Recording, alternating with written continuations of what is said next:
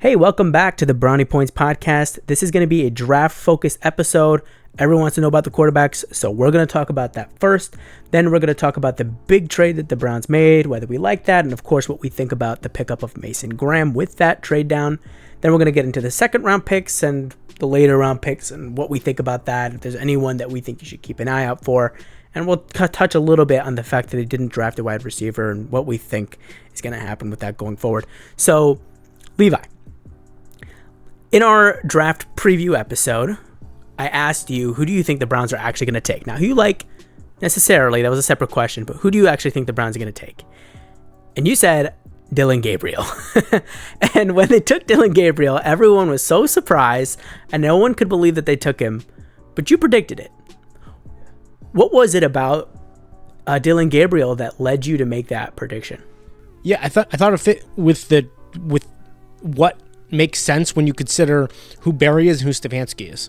Stefanski is looking for a quarterback who understands that he likes his vets, right? And the reason why is he wants a guy who kind of gets what's going on, he can tell what to do, and they're going to do it. And he feels like Dillion Gabriel's that guy. And out of this draft class, he's definitely that guy, of anyone there. He definitely has the best grasp of an offense in terms of understanding of any of the prospects this year. That's very clear. There are guys I liked. I really like Kyle McCord. I think we've gone over that, but he doesn't have the grasp of an offense the way Dillion Gabriel does, so I think that made a lot of sense for him.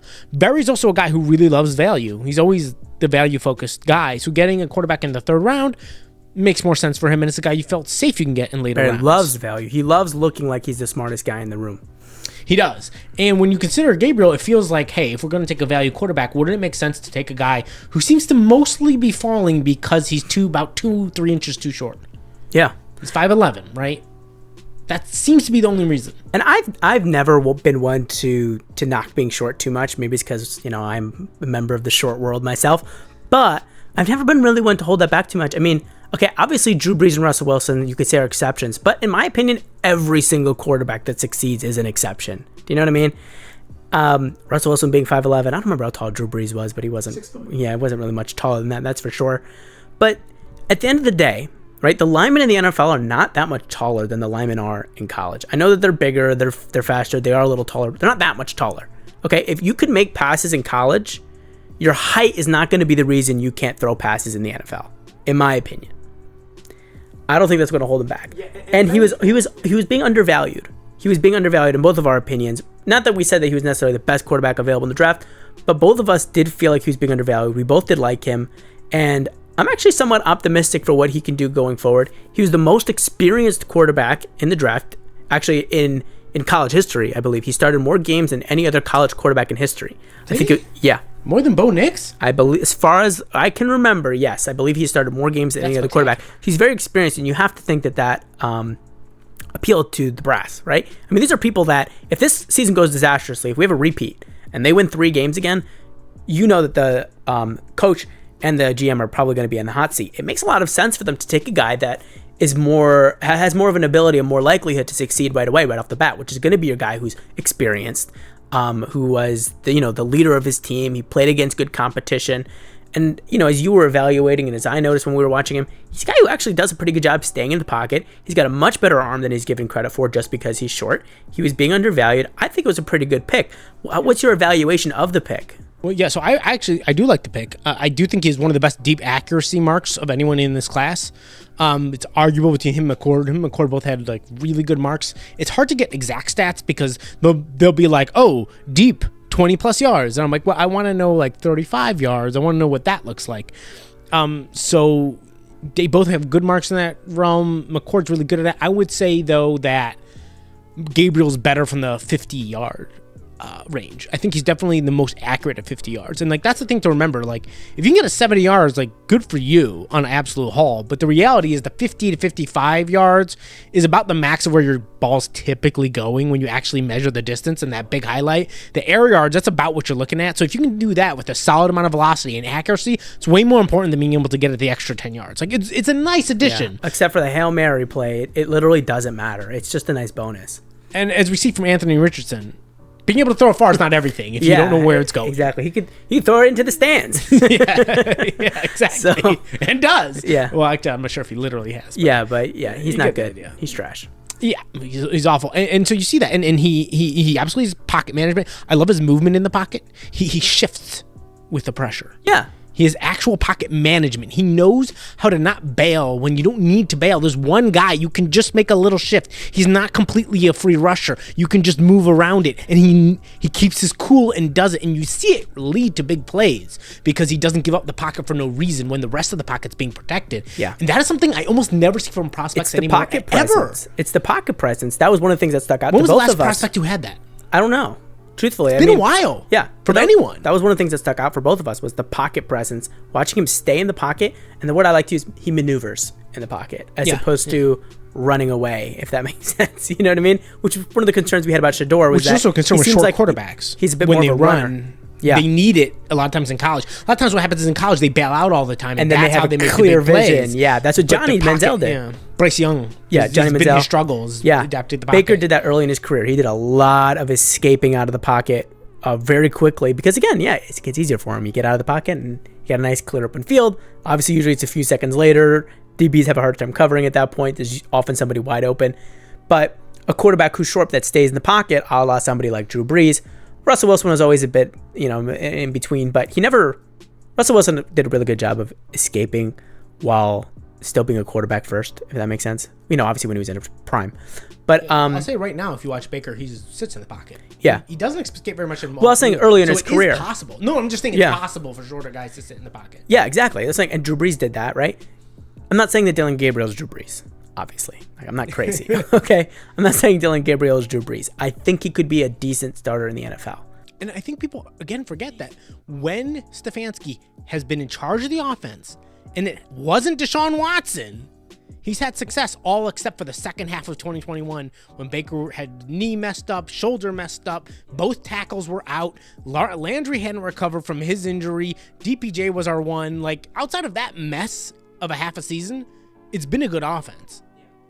So, I mean, let's not get over our heads about this being a terrible offense. We get back out a little bit on track, get Stefanski back in charge with a quarterback who's got a good arm, who's going to listen to him and do his thing and can read a defense that isn't Deshaun Watson, and then we'll get to the rest of the weapons, but they added a few in there too. So let's not hyperventilate over here about the offense too. Exactly. I could not agree more. I think there was a lot of people just weren't paying attention to Dillion Gabriel, and I think he's being I just think he's being undervaluated. I think people don't understand what he's actually capable of. Again, we're not saying he's going to be a superstar or anything, but I do feel like he could be a decent starter in the NFL.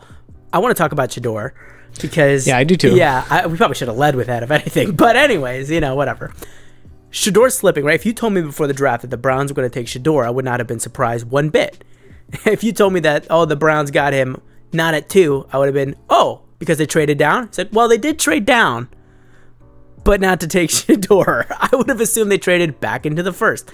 No, he slips to the second round. Then he slips to the third round, the fourth round. The Browns getting him in the 5th round was one of the craziest draft slides I think I've ever seen. I mean, this was a guy that was mocked to go number 2 a month ago and then slips to the 5th round. And there wasn't even a picture of him wearing a gas mask. A little Laramie Tunsil reference, if any of you remember. But I mean, that is such a shocking slide. I wonder... Or any really serious off-field allegations like Mike Green this year went in the second round. But without any of that, right? Without any of that It seems like his aura.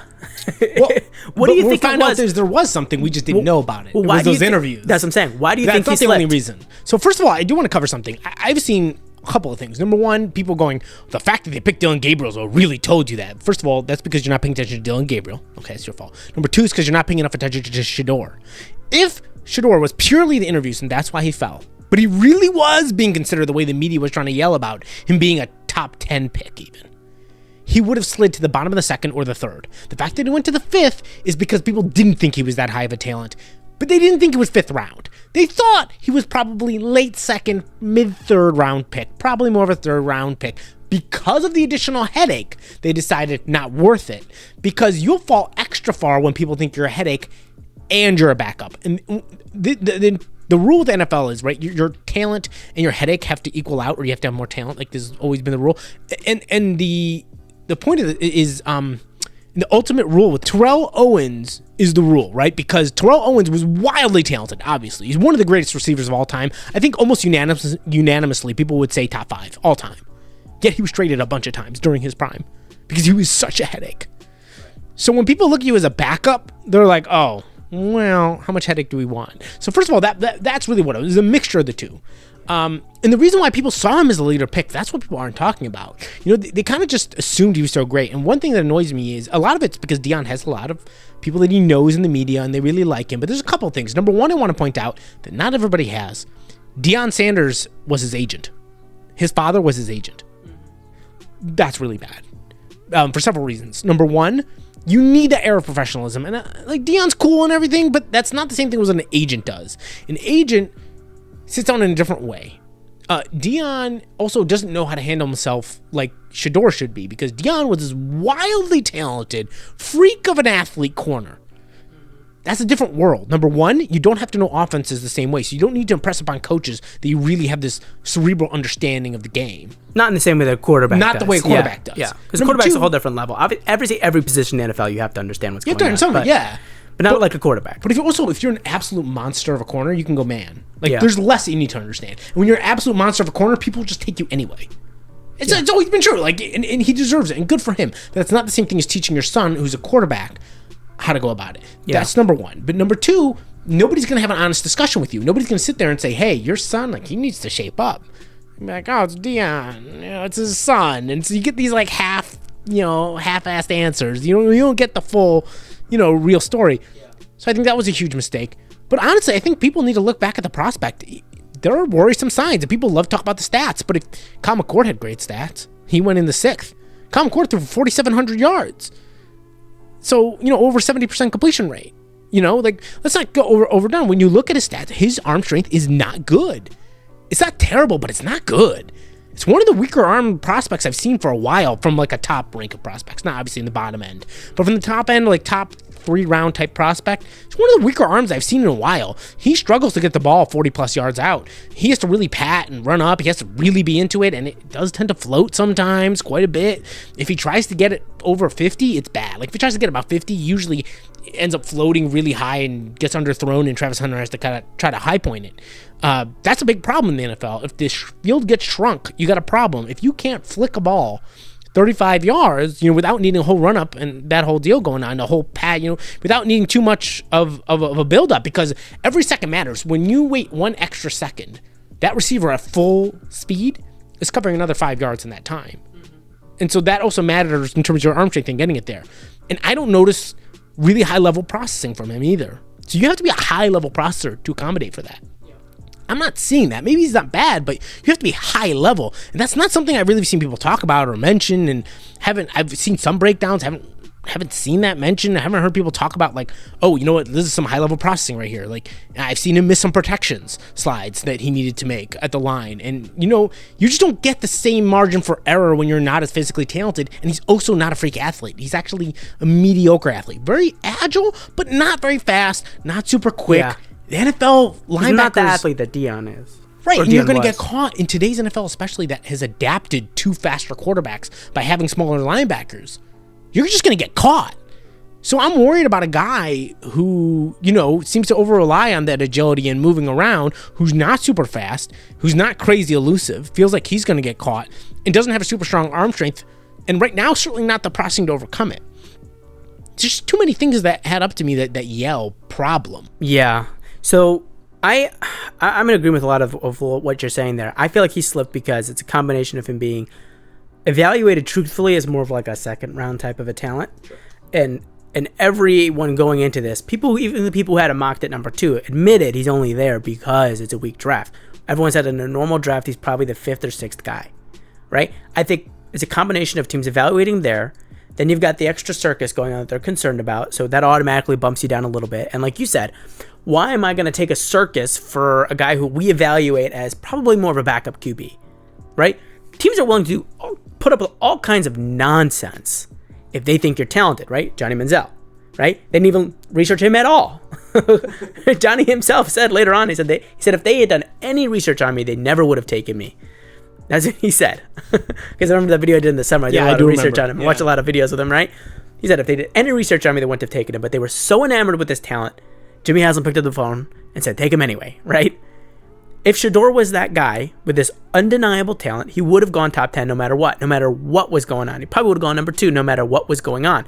But he not evaluated as that great, and you're a circus, you're going to fall off the map. On top of the fact that next year's draft is considered to be a high-level draft, or at least back to a typical draft where you're going to have 1 or 2 gems, right? Guys that are actually worthy of going number 1 or 2. So I think it's a combination of him not actually being a top 5 worthy pick anyways, being more second or third round, so he dropped a round or 2. And then also because teams said, I'm not going to waste all that, I'm just going to wait till next year. 100%. Although we'll see what next year brings. Some people are talking about Arch Manning actually saying he's going to go 2 years in college. I think it's a mistake. I think in general, punting is a mistake. I think if you think somebody's good enough, I think you should take him. I think that's why Shadeur slipped, because Timmy didn't think he was good enough. But if you think a guy's good enough, or could be good enough, I think you just take him, because you don't know what's going to happen in this. Or if Arch Manning goes 2 years. You don't know. Yeah. 1, that could happen. 2, he didn't play that much. He could suck. I know that we don't like to say that. I agree with you. He could still He suck. did not look that impressive when he played last year. And he didn't play that much. The teams didn't have time to properly game plan for him and adjust him. He could stink. We don't actually know for a fact that next year's quarterbacks are going to be good. We're projecting them to be good. People forget he was put into games. Like when Ewers was healthy again, they took him out at certain points because he wasn't playing well and put in Manning, and Manning still didn't land the job because he wasn't playing that well. Yeah, I do think they had a bit of a commitment to Quinn. Like they wanted to finish him out, but he didn't give that to him. He didn't come out there and was like, "Oh wow, he just knocked out of the park when he came in." Exactly. So it's not a guarantee that next year's going to be that good. We don't actually know. I don't think it's worth doing that kind of a thing. I kind of like what the Browns did. I think they hedged their bets. I feel like, okay, Shadeur slipped to the 5th. Take a flyer on him. Although, in my opinion, that was a Jimmy Haslam call. I don't think Andrew Berry or Kevin Stefanski wanted him. I think they got their guy, and then he said, now you take my guy, because he's still there. And then they had to take him. That's what I think. That's a separate discussion. I don't know. Maybe that will be more of a relevant conversation if Shadeur ends up starting and he stinks, and then we have to talk about who to blame for it. Then we can get back into it. But that's part of the problem with owners who are meddly like this, without being straightforward about it, is because it does become difficult to evaluate your GMs and know who's really at fault and what's going on. But again, that's a whole separate conversation. Because if Deshaun Watson, if we felt confident that it was the GM's decision, we'd all be yelling, fire him. Yeah. And this whole draft room in general is fascinating, because they used draft capital to obviously take Dillion Gabriel. They used draft capital to get Shadeur Sanders, and they traded draft capital to get Kenny Pickett. So essentially, this draft has brought in 3 quarterbacks, plus obviously they picked up Joe Flacco, and then we got Deshaun. I'm going to not talk about Deshaun because I think we know he's not playing next year, most likely. Certainly not at the beginning. Kenny Pickett, Shadeur Sanders, Dillion Gabriel, Joe Flacco. It's going to be a very, very interesting training camp and preseason. We're going to talk more about that, I think, as we start getting into closer to the season. We'll start discussing who we actually think is going to start and who's going to play. I'll make one note, though. Yeah. If a rookie starts, I think it's Dillion Gabriel. I don't think it's likely Shadeur does right off the bat. I think that's most likely, but we're going to find out. Big trade in the first round. This one was interesting to me. I think what surprised me the most about this trade was how many Browns fans were upset about it. Like, I turned on 92 through the fan. I turned on 1100, listened to callers calling in. People were upset. Browns fans were not happy. And I don't know if you watching this were happy or unhappy about that trade. I think Browns fans just got really hooked on the idea of Travis Hunter, and the disappointment of not getting him, I think, got to people. But the Browns got a whole extra first-round pick for moving down 3 spots. And it's not a quarterback. If they pass about a quarterback, fine.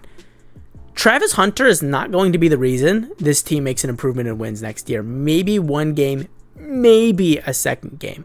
That extra first-round pick is huge. 1, they could take a quarterback with that pick next year. That's A. B, that could be the draft capital they need to trade up to get the guy they really need next year. I mean, a whole extra first-round pick for a whole extra 3 first-round spots. Guy, you know? For 3 spots? Plus, there was more. There was a third-round pick involved too, I think, right? There was huge. There was a second. The second, we traded. We did a couple swaps. Traded one to move up to the second. Yeah. Is what it was. There was, I mean, that was huge value. And Mason Graham is still, it's not like they got some schlub. It's not like they moved down to 15. They still got a guy that was very well respected and talked about in that draft. What do you think about the trade itself? And then what do you think about Mason Graham? So, because it's really interesting, this situation to me highlighted the best and worst of Andrew Berry. On one hand, I love the trade. I thought it was phenomenal. I think that's keeping your head on everyone your shoulders. Everyone outside of the Browns loves it, but for some reason, a lot of Browns fans hated it. I think they just fell in love with Travis Hunter. Like, I think you're spot on. Agree. People, sometimes there's two foods you really like. You know, there's multiple foods. You love pizza, but you're really in the mood of burritos because you started thinking about burritos and you saw some video about some cool burrito in some local shop and you started thinking about it and then you look and then you notice they're closed today for whatever reason. And it's like, yeah, you love pizza. You get pizza also on the way, but your heart was set on burritos. You had looked at that awesome burrito and yeah, you love pizza. You have pizza all the time and you like it. But if you were asked 3 months before, you might have put them on the same level, right? But right. in that moment, you fall in love with it. And so people fell in love with Travis Hunter. But a couple of things. Number one, this whole hype about him being the Shohei Ohtani of football. Okay, baseball is a different sport. And even then, by the way, Shohei Ohtani limits his reps. Like, they're obviously at bats and things like that, but he limits it. He doesn't do it full-time batting and full-time pitching. And that's the, you're not even constantly running the whole time. I mean, and you're not baseball, even you're just standing there. Although for your arm, it yeah, of course. But I'm saying it's not the same physical stress in your body, like all over your whole body. It's not the same thing. And that's the problem. Doing full-time snaps in the NFL on offense and defense, you will get injured. I don't know how, but you probably will. Your risk to your soft tissue injuries goes up so much. You gotta at least double, right? I mean, playing double the time, right? A bare minimum, his chance of burn injuries is double. Right. Yeah, sorry, not to cut you off. No, you're good. 100%. Like, it's absolutely ridiculous plan. It's not going to work, and that's even if he can. I'm not trying to knock him, but keeping up that level of play against NFL guys, too, that's a whole other level. The reality is the Jaguars might try it, but I think it ends badly if they do. He probably ends up focusing on one position. Focusing on one position with an alternative where he does do some training camp reps at the other position to stay fresh. So in emergencies he can. In Hail Mary situations he can be an extra guy. A guy goes down, maybe he swaps for a bit. You got some depth at receiver. He goes back to play corner for a bit, or vice versa. He plays that for a bit. A couple extra snaps and a big drive. A couple of drives in receiver you need, and you're a little short, and you're trying to get some plays together. So you put him in a little bit in order to give you an extra juice. Try to get some scores in. I don't know. You can get strategic with him. It gives you options. It's good. It's just not Shohei Ohtani. So I think that's number one. And you have to be number 2 pick good. Is he a number 2 pick wide receiver? Is he a number 2 pick corner? Or is he just a number 2 pick because he can do both? And that's what I get worried about. He's not going to do both. He's probably going to end up doing one. And is he a number 2 pick wide receiver? Probably not. Is he a number 2 pick corner? Probably not. Really, really good, right? Probably top 5. But not like so absolutely generational that you should pass up a whole extra first round pick. And that's my thing. I don't think he's going to be generational. I think he'll be very good. I just don't think he's generational. I think people have gotten too in love with the fact that he's a generational college football player, which he is. That is not the same. The NFL is a different world. And so that's the thing. So don't get me wrong. I love him. I think he's a great pick. It would have been a great pick. Abdul Carter would have been a great pick. But to get a first round pick next year on top of, again, moving into the second round so you can get that extra pick this year, which I think is great. Too much value. I love it. What I don't like is Mason Graham pick. And I don't hate Mason Graham. I like Mason Graham. I think he's a good player, Mason Graham. I wish he would have traded down again if he wanted to take Mason Graham. But you think he still would have been there? Maybe, and if not, you can get a different guy. I don't think he's special. So you think he's going to be good, but you don't think he's going to be elite? Well, no, and with the top 5, but with the top 5 pick, you expect a cornerstone. You don't see him as a cornerstone. You see him as value. He's a run stuffer. There's a lot of... Okay, so that was an interesting discussion, right? Because... Do you take a really good run stuffer at 5? He was a run stuffer, but he did do a lot of packages where he... not a lot, but he did do packages where he pass rushed. And he did do well in that time. So there's this projection that he could project to pass rush as well, basically. We have to see. Think about this. How many defensive tackles can you think about in the last 5-7 years that have played in the last 5-7 years that were genuinely worth a top 5 pick? A defensive tackles? I would say, obviously, Aaron Donald. But not many. Obviously, Aaron Donald, right? Yeah. Chris Jones. Yeah. Geno Atkins. Yeah, that was probably more than 7 years, no? Yeah, he was more like... He was on the back end. Yeah. But not I'm saying 5-7 years. Not a ton. Obviously, if you go back far enough, you're going to get a few. We're talking about 4 or 5 guys. Yeah, there's just not that many. Yeah. And I don't think he has that kind of pass rush, demon in him that those guys did. Where would you have been comfortable taking him? Like 8 or 10. Okay, so not like so far off, but you think, but if you could have gotten another, there's something you would have rather down 3 more picks, and then if you miss him, you miss him. But there are other good guys. Matter of fact, if you miss him, trade down again and take Isaiah Simmons. And later in the draft, I really liked the left tackle for Ohio State. The Chiefs lucked into at 32. I saw several people think he was the best tackle in this draft. Interesting, really. Really talented, wildly, very strong, great build. I like him a lot. My point is you need a left tackle, and you can get solid run stuffers. The problem is the value. You can get solid run stuffers.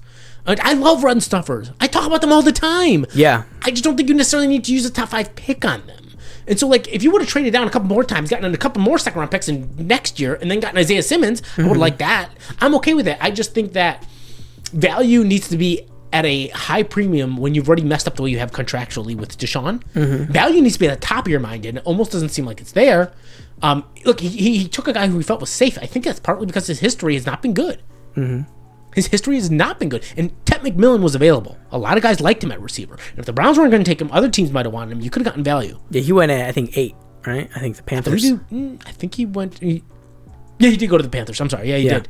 And Ted McMillan, I liked. 6'5", looks great. I think he's a better wide receiver prospect than Travis Hunter. No offense to Travis. I think Travis is very interesting. I love the way he can high point balls for a 6-foot guy. Very impressive. But this is the NFL. 6'5" guy who could do that stuff. Totally different game, yeah. Ted McMillan's phenomenal. Gene T was there. Someone might have fallen in love with Gene T. So there were options. And I like Gene T, obviously, because I'm not stupid. But yeah. But Ted McMillan was great. I think there were a lot of interesting options. It's not a bad pick, but I don't love it. I want him to get a little bold. I want to get out there with the draft. I want you to do things because guess what? Your strategy so far hasn't worked that well. Like, you got to get out there, and you have to be bold when you have the Deshaun Watson contract hanging over your head the way it is. So you feel like it was a little too safe. A little too safe, yeah. And if you're going to be safe, trade down again. Get additional value, and then take your safe pick. Yeah, I actually think the Mason Graham pick had something to do with Myles Garrett. I think that they want to help him out a little bit. I think Tate McMillan, or what's his name? Am I saying it right?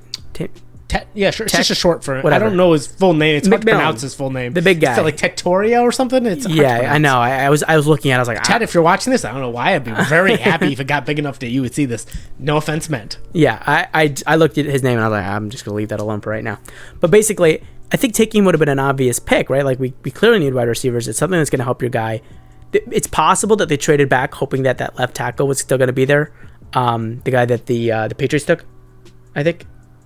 I'm blanking. The left tackle. I'm blanking on his name. It was a very offensive lineman sounding name. But so was Mason Graham. But anyways, I think that McWaffle. Huh? McPancake. Sorry, that's us. Oh yeah, exactly. I was right. Pancake and I said waffle. I think the receiver would have made a lot of sense. I think that they went ultimately with Mason Graham. Like I said, I think they wanted to appease Myles Garrett to some degree. And justify his decision to re-sign with the team. I think there was an aspect of that involved.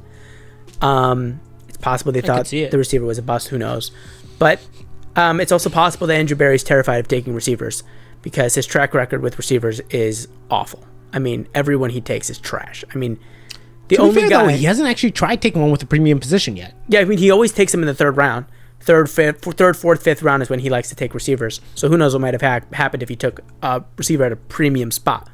I feel like sometimes he looks and thinks there's a formula. Like, you can get value in the third, whether or not he's a guy who's good at getting value in the third. I know what you mean, yeah. Like, he looks at, like, the Steelers for years when they would get great value later and thinks, well, I should just do that. Whether or not that actually fits his skill set. Yeah. And speaking of value, what do you think about the second-round picks that they took? Carson Schwesinger and Quinshon Judkins. That was another one that a lot of people were okay with those picks, but people questioned the spot, the value. A lot of people wondered if Quinshon Judkins made more sense to go first, then Schwesinger. But either way, how do you feel about those guys? I definitely disagree with that. I would definitely would have gone with Schwesinger first. That's first of all. But I would question whether or not you should take Judkins at all. No offense to Judkins. I love Judkins. I think Judkins, great running back prospect. But again, we come back to value. In actually a very deep running back class, super deep running back class, should you take one in the second round? Or maybe take TreVeyon Henderson, which is something that a lot of people are wondering about. I personally like Judkins better. I agree because of the injury concerns from TreVeyon Henderson, but I really like TreVeyon's blocking ability. I think his blocking brings a whole other element. He's such a good blocker. That's definitely fair. What I also say, though, is I don't notice him improving from his freshman year on. He felt like the same guy. That's a warning sign to me. Yeah. Because I was so excited about him post-freshman year. There were too many runs where he got stuffed. He was a big lightning guy, but there were definitely too many runs he got stuffed. There were some things I didn't love. I like Quinshon better, personally. But this is a deep running back class. Should you be taking a running back that high? I mean, they did take a running back late too, right? Luther Burden III, who was a very highly ranked receiver that a lot of people thought should have gone in the first, actually, was available. Don't you need one? Maybe you should have taken a receiver because you can get running backs later. Yeah. For a guy who loves to talk about value, it's very interesting he took Judkins. Felt almost like he was trying to repeat Nick Chubb. Now, look, at the end of the day, if you were going to take a running back there, Judkins is the guy. I love Judkins. I think he's phenomenal. Super talented guy. I think he's got a great mix of speed and power. Like the right mix. He can do speed. He's got more speed than you think he's going to have, but definitely plenty of power. Love what he does. Big question about that. Schwesinger, I love. Very talented guy. A guy that people were mentioning a lot as one of the top guys that was still available. Linebacker has a certain value grip, and I think if you took Judkins first, you could have, but linebacker, it was a weak linebacker draft, which means there just aren't that many. So running back, people are more likely to pass on for a couple of picks. Linebacker, you could very well have one of them go, hey, we really need to grab one. And I think the Browns are very concerned about JOK. I think people are concerned about JOK, and just in general, I think I really like Schwesinger. I like what he does. I think small tackling machines are the guys you want in linebacker. That is the new breed. Yeah, I think a lot of people just didn't like taking a linebacker at the second round pick. I think they just really wanted one of those premium positions. But I will say, I think fans, what fans think are premium positions and what the NFL actually considers premium positions are not 100% aligned. In the fans' mind, premium positions, fans do understand that left tackle is a premium position, corner, and they think receivers, quarterback. They think those are and edge rushers. They think those are the premium positions. At the end of the day, they're all football players, right? I mean, I guess you could say safety is not that important, but a high quality linebacker can absolutely change your defense, especially a guy, and this is key here, especially a guy who could be a leader of a defense. A guy who could be that Mike linebacker. Yeah. A guy who can, be a captain, be a true captain. But that's what they said about Schwesinger. That's one of the high points of him, obviously outside of being a tackling machine that he was at UCLA. One of the big things about him is they said he was a leader, that he was a captain, that he was a guy who could rally the guys around him, get everybody organized, get everybody focused. He was that guy that coaches said he was a coach on the field. Yeah. You love those types of guys. You need those types of guys on your defense. And those types of guys do more than just what their position says that they are. And there's also more than one linebacker on the field. Who else did we have besides JOK? Yeah, and if JOK doesn't come back, we're going to need that even more, right? I think fans are. I think people really want the right word. That's what I think it was. They really want. I think we want a receiver. So whatever pick wasn't a receiver, because they didn't pick a receiver, every pick that was high that wasn't a receiver was going to get attacked no matter what. Exactly, and I think that fans are I don't want to say it's not misreading, but I think they're misunderstanding how dire the linebacker room actually is right now. The linebacker room is not in a good spot with JOK being in the precarious position that he's in. He might not come back the same. He might never be JOK again. We don't know. So, we'll have to see what happens with that. But I like the picks. I know that you like the picks. Let's start moving into the later rounds. One of the Browns mock draft darlings, Harold Fannin. What do you think about that move? I love that move. I'm not saying that he's going to be great, but we already have David Njoku. It's not like we're taking him and saying, okay, now be the starting tight end. He's going to be tight end number 2. And then maybe in 2 or 3 years take over for Njoku. That makes a lot of sense to me, especially if you're going to be starting a rookie quarterback. You want more tight ends. Yeah, no, I hear you. I'm a little mixed because I do feel like that would have been a good spot to take a receiver. I know he's taking them late, but when you're missing guys and you need receivers, go get a receiver. On the other hand, look, Harold Fannin is intriguing. He's this big yak guy. PFF certainly loves him. Yeah. He's a small school guy, so it's like we've seen some of these guys. You wonder about those numbers, of course. I mean, that was the same thing with that 4th round tight end that we got before. That Harrison Bryant, yeah, who was also the prolific tight end in college from a small school, put up big numbers against, didn't put up those numbers against high quality teams. I'm concerned about that with Harold Fannin as well, but I'm less concerned because he's not going to be tight end number 1. He's going to be tight end number 2. He's going to have a few years to develop. I will say, I think Harrison Bryant's better than people think. I think he made the most of his opportunities and then went to the Raiders and Darren Waller, and I think his star it's weird. The NFL, sometimes people just stop getting chances. And I think he went to the wrong place. It's like they don't impress enough necessarily for it to get their chances wherever they go, and sometimes their moment passes. They don't do enough with it, and it just kind of fades. Yeah, and actually, I thought whenever he was on the field with the Browns, I thought he played very well. So I think he's a little better than people give him credit for. But I think that's might be more of Harold Fannin than some people want to admit. Like, I don't think he's a superstar. I think you might end up with like a Waller type at best, but I mean, he might not be as good as Darren Waller. Like, you know what I mean? Like, oh, you mean in that archetype of a tight end, not necessarily production. Yeah, I don't think he's necessarily. Oh, I'd love it if he was peak Waller. Peak Waller's amazing. That's what I was saying. I was confused. Okay. But because he's from a small school, you might see that all of a sudden that tamps down a lot, and in reality, he's just a solid tight end. Which, look, tight end 2 solid in the 4th round is not a bad pick. Yeah, that's fine. It's just a little frustrating when you feel like they need to get a receiver, and it doesn't feel like there's a plan at receiver. But on the other hand, I think this fits a lot of what Barry's like. Barry doesn't really have a sense of urgency, almost ever. Do you think that pick was fan service? Fannin? Fan service. Fannin, yeah. Why would you think Fannin was fan service? Well, him being from Ohio. No, I don't think so. And all of that surrounding him. I think Barry's the kind of guy who loves big production from small schools because he thinks he's got value. Yeah. Like, he thinks that they're being undervalued because they went to a small school. But also, Andrew Barry, by the way, is an Ivy League guy himself. He is. He was not. He might have a little Ivy League bias, wasn't he? Fannin? No, he went to Bowling Green. Andrew Barry. I'm talking about. Yeah, Andrew Barry was. Oh no, I'm mixing him up with Harrison Bryant. You're mixing up with Harrison Bryant. I got them all confused. Harrison Bryant went to Ivy League.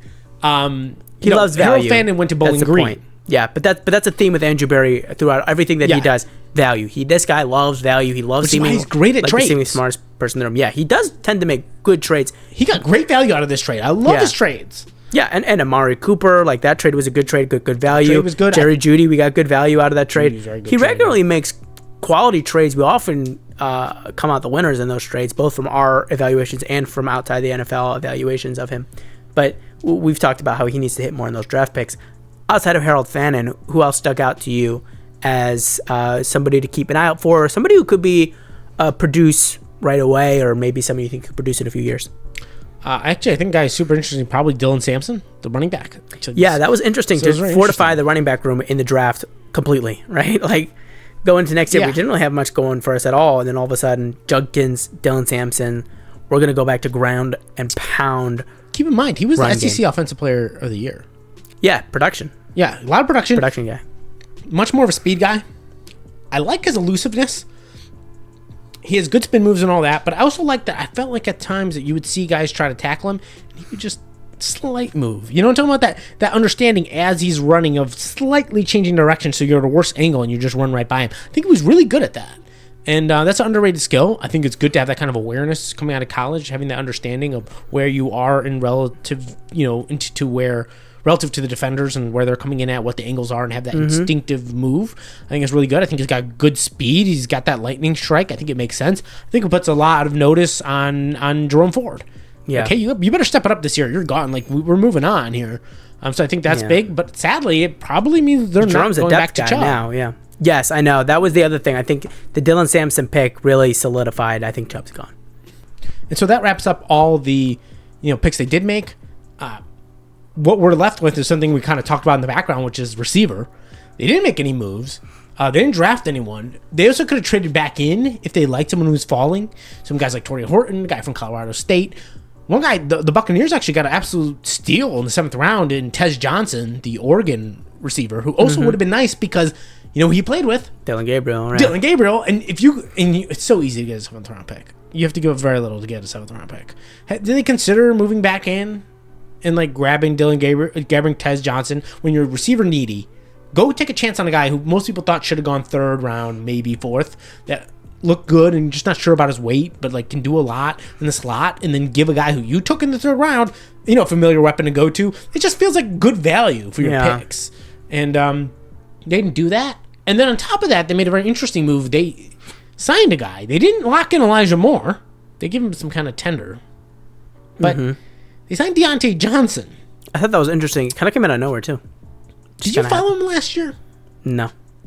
Yeah. No, he's I haven't heard from him, really.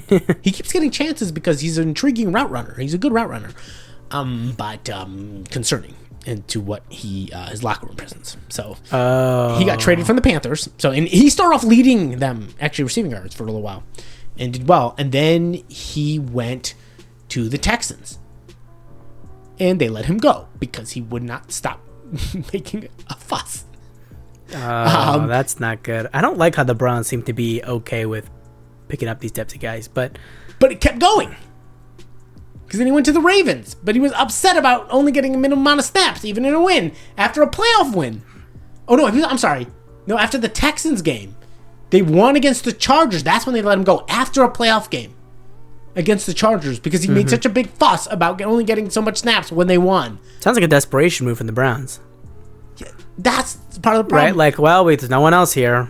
Let's take Deontay. But, like, really, Deontay? And, again, the guy's talented. I think he's a solid route runner. He could be a very nice 800-yard guy, potentially, if he could get his head on straight. But when that many teams are giving up on him, and then he signed with the Ravens, as the Ravens can have an emergency receiver, and then they let him go. So it's like, nobody wanted him around. When you get moved around that much in one season, when you're healthy, there are concerns as to why. When someone's complaining after a playoff win, I don't care if you didn't get the stuff you like. You made such a big fuss after your team won a playoff game that they released you before they play their next playoff game. That's really teams bad. Teams like to have the depth. That's concerning. On top of that, Stefanski is not particularly good with locker room drama. Now, I'm really hoping that Shadeur doesn't bring locker room drama. I don't know that he will. I think he gets a little unfair of a rep. Like, on one hand, I think there's maturity needed and things he needs to understand, and I think he could value a lot. I think there's a lot he could gain from this experience in the NFL, the humbling experience, for his general life. I don't always get the impression he's a bad person. I don't think he's inherently entitled. Like, I think evil, he acts yeah. somewhat entitled because, unfortunately, I think it was a mistake for him to always play with his father. I think it was bad for him. I don't think he's a bad person, though. I think you do see some good signs of him, like, in the community and everything, where, like, I think you could see there is like a genuine person in there. I don't think he's this, like, he's not Johnny. But he's been surrounded by these things, and that's the life he's grown up in, and he's grown up around his dad and thinks that that's like, yeah, that's what we do. And Dillon, look, he's a very colorful fellow. Let's just put it that way. And so I think he's got a little bit of unfair rep in terms of, I don't think he's such a big locker room problem. The way that some of these guys with this noise, when they get to the locker room, are a locker room problem. I don't necessarily see that. I see some of the things he's done and I don't think he means poorly. At times, I think he does, but I think it's a lot of his father's influence, honestly. Because corners talk a lot. That's what they do. Like, they're big trash talkers all over the place, but quarterback has to have a different aspect. I think there were mistakes made, like trashing some of the guys who transferred out of Colorado. I think that was a mistake. I think there's a lot he can learn from the NFL. So I'm not so worried about it. But I'm a little worried because if his dad starts making a big fuss if things get bad because he's not starting. And then if you add on Deontay Johnson, does it create a problem that Stefanski's going to have trouble dealing with? Right. I hope we might have added two pieces together that aren't going to make sense. That are going to create more noise than clash. you like. Yeah. And quite frankly, I think I'm hoping that they learned from this, understood, hey, Dillon, like, because his son, by the way, Shiloh, the other son, actually did hire an agent after. Not right away, but he's like, you know what? I'm going to hire an agent for the contract. Realized maybe it was a mistake. I hope he learns and hires an agent and goes at this on his own. Shiloh actually seems a little bit more... yeah, because nobody was talking about him being a relaxed. superstar, I think. Yeah, I think that made him understand a little more about how the way things work. He had a little bit more humility.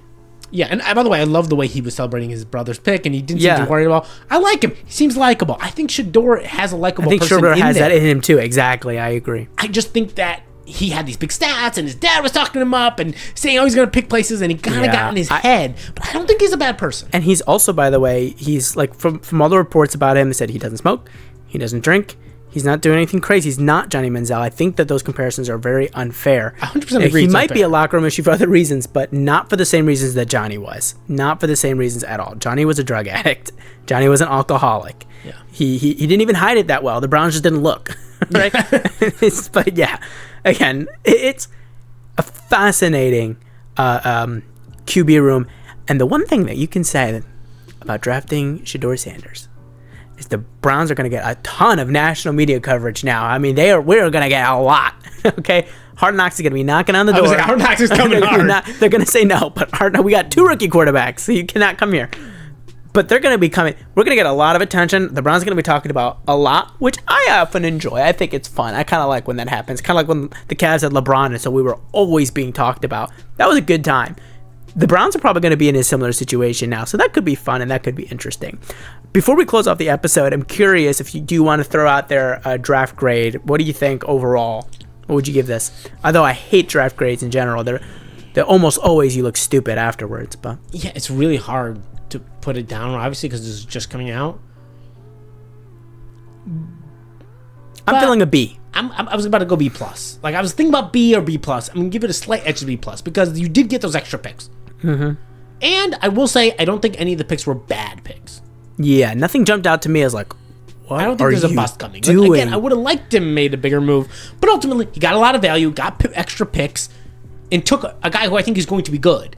At the end of the day, I think Mason Brown is going to be good. I think Schwesinger is going to be good. I think Quinshon Judkins is going to be very good. I think Dillion Gabriel is actually a very good value pick in the third, and at worst is a solid backup. I think his floor is a very capable backup. Which we need, by the way. Like, we do need a backup. Cheap. Kenny's a terrible backup. Joe Flacco's too old. Deshaun Watson's not going to play. Like, we do need a backup quarterback. So even if all he does is back up the guy we draft next year, that's still fine. He was drafted in the third round. It's the third round, exactly. So a floor backup, floor third round pick.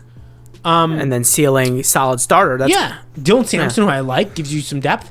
I'm actually going to take it back. I'm moving down to a B. I would have given it a B+, but I'm going to give it a B because of the Shadeur pick. I don't like the Shadeur pick. I don't think he's that bad of a guy, but I think it adds extra drama for no reason. I don't think he's a particularly good prospect. You already took a rookie guy. I think it's a mistake. Yeah, I give it a B too. I think that it was overall. I mean, it wasn't amazing. I wasn't blown away, but there was nothing that made me scratch my head. There wasn't anything that made me go like, what are we doing here? There was nothing that made me say, oh, same old Browns. I could see myself loving this pick in a year, loving this draft in a year. I give it a B. All right, we're gonna close that up there. Thank you for listening with us. We might have another episode between now and when the preseason begins, but there's probably not going to be too many. We usually like to ramp it up once we get to the preseason. I was thinking about doing a video. If you guys are interested, I love the UFL, United Football League, the Spring League. I watch just about every single game. Mm-hmm. And so if you guys are interested, let us know in the comments. I was thinking about doing a video in a couple of weeks, more towards the end of that, like in June, about the best UFL players to keep an eye on potentially as prospects, especially at receiver, because there's a couple guys who I think are interesting, and quite frankly, we need one from the UFL to the NFL, so that might be a potential video to look out for. Yeah, so put that down in the comments if you're interested. And as always, thank you for listening, and we will see you again sometime soon.